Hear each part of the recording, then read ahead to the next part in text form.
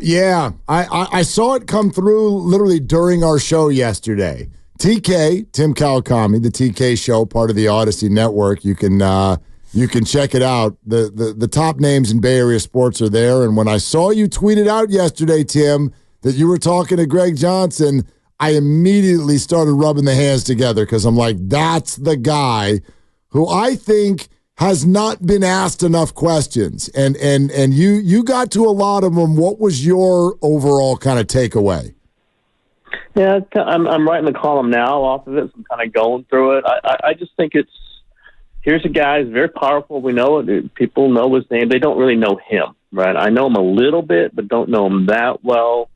They've had a lot of things happening, clearly. They've had a team that's gone kind of up and down. They've had the Renel thing. They've had the commemorative brick thing. They've had, where are they? They've missed out on these superstars. And it's like no sense. Like, with Warriors, Joe Lacob, the personality, where things are coming from. 49ers with Jed York in a pretty similar way. You just kind of know what the background is. You know what the mood is. You know what the approach is. Don't really know with Greg Johnson. And obviously the somewhat break-even comment, which we talked about, which he threw out there in late October at the Bob Melvin presser, kind of got a lot of people mad. I get it. I think it's a bit of an overreaction because who cares about 3 words? Let's see what they do. And they are spending a lot of money. They will not be profitable this year. But I just think it's to get to know an owner. You kind of, I hate the owners who hide. I like the owners who talk. And this is, that's why I wanted to do this. We talked about doing it for a long time. Actually, we agreed to do it that day in late October. And this is finally when our schedules could be fit together. And I just think it's better for fans to understand who these people are. It's better for them to get what their tone of voice is, what things they, how they answer questions. And I asked him every question I had, everything I could run through, and he knew I was going to, and he did it. Some of the answers might not, enthrall Giants fans. He wasn't great on the Renel question and certain other ones, but I don't know that he was personally involved with that. It's just good to hear the voice. It's good to hear the interchange, and that's what I did that podcast for, and hopefully it helps people understand him. While we're talking about the Renel thing, I did really appreciate and admire your follow-up question, and he kind of went further to dodge it, talking about the management team made that decision. Where do you think that decision actually came from? Because he made it pretty clear that it wasn't an ownership thing, so how did that come about? What's your sense of how the Renel move came about? Yeah, it would be a guess from me at this point. I try not to guess, but I don't think it was an ownership thing. I asked him specifically if the political issue. We know Renel, is a supporter, a public supporter of a lot of social justice issues, which is to her credit. And we know that Charles Johnson, Greg's father, donates to many, many things that are anti what you would say would be social justice. I don't think that he denied that anything to do with. I actually believe him. I just don't think Charles Johnson gets involved with stuff like that. Now, could there have been some times they bumped into it? There were some conflicts on the peripheries, possible. I don't think that's what this was about. I think it just got into a contractual thing. It got into a negotiation thing. It got into some things that, areas where they weren't going to pay her as much as she wanted. And I think she deserves every dollar. I'll say it that, but I think that's what it got into. Maybe there were some personality conflicts. I don't think it was Renel and Charles Johnson or Renel and Greg Johnson. I think that part you could hear in his voice. He was like, no, it has nothing to do with ownership. I believe him generally, but it's just another sign of some bumpiness. I think, maybe a different ownership would have just said 1 more year, Renel. It's fine, whatever it takes, and you go out on your own terms. It didn't happen like that. Greg Johnson's not going to say, that he regrets anything that the team did, but I just think we're kind of seeing a different leadership, and we're seeing like Greg Johnson is not his father, but he has to learn some things as a control person too. He as the guy running the ship, or at least seen as running the ship, as the person put out there. You can do things more smoothly than they've done, and there've definitely been some bumpier PR things in the last year or so than we're used to with the Giants. Tim Kawakami joining us here, Willard and Dibs, 95.7 The Game. Tim, we've been playing a lot with his comment about the ballpark being the biggest detractor in free agency with big-time hitters. I'll buy the answer, but what on earth do you do about that? try to get pitchers. I think that's what I've argued, was like you load up the pitchers. You try to get pitching's easier to develop, to draft, because you're usually drafting college pitchers, which are more predictable, I think, unless they get injured, obviously, than position players. But, I thought Ohtani was a chance at it if he really wanted to pitch at the park. I didn't think he wanted to hit at the park. And I think we've all heard that, Bryce Harper was not signing with the Giants because he did not think he'd get home runs at the numbers he's used to at that park. And I think he's right. So, yeah, there's a problem there. But, pitchers don't want to sign with the Rockies, for the opposite reason. There isn't a lot to do. I do think, that they've tightened up the dimensions. I think that helps. I don't think, power hitters are still flocking to go there. I don't think Ohtani wanted to play in that park. I don't think he wanted to hit there. I had heard some of that. You're not going to try to rinky-dink it and try to change your park overly done, because then who knows what can happen then. But I think you got to play the pitching and defense, and then spot a few, good hitters, and then you must draft and develop them. I guess that's the main thing. You must draft and develop superstar hitters and then have them there for 15 years and not go piecemeal, 2 years of this guy, 2 years of that guy, that can blow up in your face, as we've seen several times with them. That hasn't happened. That's a Farhan Zaidi thing. I know it's hard.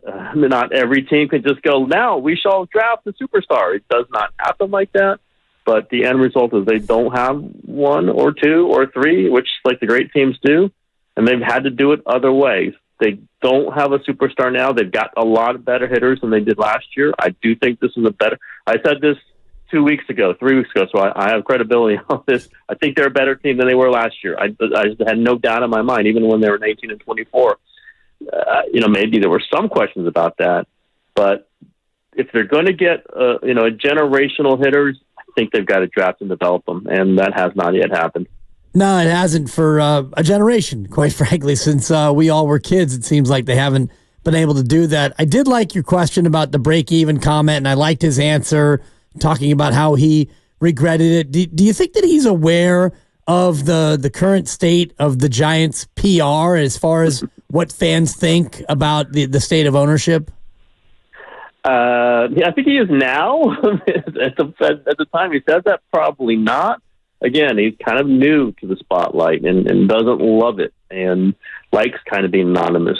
And I doubt that many Giants fans can spot him in the ballpark. It's just not what he does. He was in the spotlight for that moment in October, and those words came out of his mouth. As I've said, I heard it, and I knew there was going to be a hubbub about it when he said it. I didn't think it was a big deal, because guess what? Rich people like to get richer. That's what happens, right? It's what we all want it, whatever. It's the way you think. You're not supposed to say it out loud, no question. You're supposed to say, "I want to win, no matter what. No matter the cost." You're supposed to say it and say it and say it. I lean more towards the actions of it, and we saw they spent over $300 million in free agent signings. They would have spent more. They would have spent $800 million for Ohtani. They absolutely would have. They did not have the opportunity to do, because he was going to go to the Dodgers. They would have, given, we know Correa $350 million. We know that deal was agreed to, and then they backed out of it because of the injury concerns. These are things like, those are real things. Fans don't have to be happy about them. They don't, they want wins and losses. They want entertaining players. I get it, but a semi-wisecrack by an owner is not as important as them paying Jung-Hoo Lee $125 million. It's not as important as them, going into, short-term deals with Blake Snell, which doesn't look great, but you understood at the time, and Matt Chapman. That is dollars that are being expended. They will not make a profit this year. And that part is the part that I follow. Again, I think Greg Johnson is fully aware now to the public relations part of it. Don't say stuff like that. I don't think he was at the time. Maybe he should have been. I think we all are quite aware of it and have been aware of it for Lunatic Fringe, man. When was that? Like 2000? It's forever with this team. The Giants fans are passionate. They're at times insane. They are at times think that they can get any superstar possible, and you can't. But it's also a good thing, because those are fans who come to your park. Those are fans who care. Those are fans who bring their kids and turn their kids into Giants fans. You have to respect that, and I think Greg Johnson maybe is beginning or has in the middle of fully comprehending that. Tim, after having this conversation, what is your sense in terms of how comfortable Farhan Zaidi's seat is? I think if they stay like this, it's fine. Again, they have a terrible season, different question altogether. But that's for anybody. That's for anybody in any executive or coaching position. I think Greg Johnson likes the way Zaidi thinks. I think the ownership group likes the way he operates. They want better players. They want better results. But I think generally, if the Giants end up at 84 and 78 and they're in a wild card or they're one game out, I don't think that will cause a disruption. Because there's two things. If you move off of Farhan Zaidi, what do you do with Bob Melvin? And they really like Bob Melvin. And Bob Melvin came to work with Farhan Zaidi. So barring a disaster, which I don't think is happening and has not happened, really under Zaidi's watch, except for the first season, and that wasn't his team at all. I don't think he's on a necessarily hot seat. Again, if they don't play well and the fans don't show up for the last 2 months, could be a very different thing. But I think with the young players they got, again, no superstars, but solid players, and, the trajectory of this team, the pitching that will be there at the end, Alex Cobb and Robbie Ray, we know that they're due to arrive at some point. If Blake Snell can put together any decent outing, I think the Farhan Zaidi is safe. I think 3 years from now, they don't want to eat 2 years of a contract with Farhan. Then what do you do? Eat 2 more years of Bob Melvin too, if he doesn't coexist with a new guy? All things lean towards that. But again, one thing we're learning with Greg Johnson is it's a lean. It's, remember he texted, Susan Slusser of the Chronicle last year after I did take this personally because I wrote that there could be major changes. And he texted Slusser saying, they're under contract. Of course they're under contract.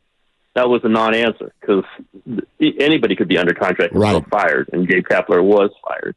So, I think it's a read the room. It's a read the situation. But I think it's a strong lean that they like the Melvin Zaidi combination, and they're going to want it to work, and they'll have to see something, extremely disappointing for them to go back on that one. TK, Tim Kawakami, the TK Show, the Athletic, part of the Odyssey family as well, with us on Willard and Dibs. Hey, Tim, I know not too long ago you did spend some time out at 49ers camp. What is your current sense on where this Christian McCaffrey thing is going, or is it not a thing at all? No, I think it's a thing. I don't think it's a major thing. Let's see with minicamp. I think he's going to show up next week. It's mandatory. May not do any work. I think he wants a better contract. I think he deserves one. Hey, the 49ers have gotten really cheap, right? They got him with Carolina had paid all the guaranteed money. So the 49ers have just paid him the base salary, which we know is lower than what guys are actually worth. So I think he probably wants some guaranteed money. This is what they want. He's 28. He doesn't want to go into next year like, hey, maybe we'll keep you. Maybe you need a lower salary. I think he maybe would like it to, extend out a year. I think there's something to this. I've speculated that they all see the looming Purdy contract coming, which is going to be $170 million guarantee, whatever. It's going to be $45 million a year. It's going to be something that, again, doesn't have to destroy the cap just because you can lower them the first few years by paying guaranteed money, but it's still money out of Jed York's pocket. Like, there's still a limited amount of dollars that Jed York is going to pay. And I think some of the guys are understanding that if they don't get it now, there's not going to be a ton available next offseason when the 49ers are dealing with the Brock Purdy thing. And I don't think the Brock Purdy thing is one that's going to get into camp next year. I'll put it that way. We're not going to be sitting there September 4th like we were last year with Nick Bosa going, maybe he'll come in. I think the Purdy thing will be done fast. It will be massive. And I think there's some kind of ripple effects just knowing that's coming. And if I was Christian McCaffrey, I'd be thinking the same thing. Super important player. The running back market has stalled since he signed, his deal 4 years ago. Maybe he's got some responsibility to other running backs and to himself. But while he's still extremely, extremely valuable, he maximizes it this time. And I don't think, it doesn't really cost the 49ers on the cap. It costs them in guaranteed money. Again, I keep emphasizing this. It really is not. To guarantee him $20 million over 3 years will not hurt their cap. It just hurts Jed York's pocketbook, which I understand. It's his money, but they can do it, and I think they're eventually going to do it. And before that, you probably have a Brandon Aiyuk extension, and you saw Jalen Waddle got paid, and we've already talked about Amon-Ra St. Brown. He got his contract. How do these things affect Brandon Aiyuk, and what do you think the timetable for that getting done will be? Yeah, the McCaffrey thing makes you interested. Like, maybe they don't want to do Aiyuk while they've got this McCaffrey thing. It could be limited dollars between the two. It could be just limited dollars just to hand out. It could affect what the other one wants. I think they're kind of separate, other than it's the same pool of money. It's coming from one person's bank account. But I think the dollars are kind of being clear with Aiyuk. You got to give him $25, $27 million a year. It's got to be in the $70 million guarantee range. It's there. I think when he comes in, whenever this happens, I don't think the dollars are going to be a lot more than that. Now, listen, they might be reported in a huge number just because that's, I understand the Waddle numbers are not as big as has been reported. It just, these things get thrown out there. They're huge numbers, and when you boil them down, they're different. But I think the Aiyuk numbers are there. I think this is a whole separate negotiation, and I think it'll happen at some point in August. It's the way it tends to happen with the 49ers. McCaffrey thing, I think, can be done earlier than that. I think they should want him in earlier than that. I think it's just moving around some dollars that he's already kind of down for. It's just not guaranteed.